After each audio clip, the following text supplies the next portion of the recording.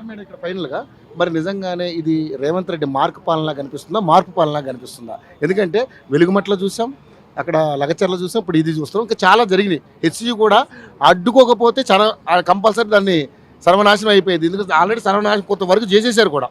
So కొంత విధ్వంసం జరిగినాక అసలు కోర్టు మొట్టికాయలు వల్లనో ఏదో ఆగారు. మరి ఇది ఎలా ఆగుద్దని మీరు అనుకుంటున్నారు? మీ పోరాటానికి ఏంటి శాంటిటీ? ఆ! అంతే అండి. మనకుండే చట్టము, న్యాయస్థానాలు ఉంటాయి గదా! హ్మ్. సో, మా వాదన వినిపించడము, ఫైనల్‌గా గవర్నమెంట్లు తీసుకునేటివే ఫైనల్ నిర్ణయాలు. గవర్నమెంటే జడ్జి గాదు గదా! సో, మనకు న్యాయస్థానాల మీద నమ్మకం ఉంటుంది. మన వైపు న్యాయం ఉందా లేదా అనేది బేసిక్‌గా అవగాహన ఉంటుంది. ఇక్కడ బాగా చదువుకున్న వాళ్ళు. కోర్టు ద్వారా కూడా ఫైట్ ఉంటుంది. డైరెక్ట్‌గాను గవర్నమెంట్‌కి కన్విన్స్ చేయడమా, గవర్నమెంట్ రియలైజ్ అయ్యేలాగా పోరాటాలు చేయడమా అనేది ఉంటుంది. ఫైనల్‌గా న్యాయస్థానాలకు కూడా వెళ్తారు కదా! ఓకే. అదండి. సో మీ ఆశ నెరవేరాలి, మీ అపార్ట్మెంట్స్ మీరు కాపాడుకోవాలని మేము కూడా ఫైట్ చేస్తాం మేడం, మీకు సహాయంగా తప్పకుండా.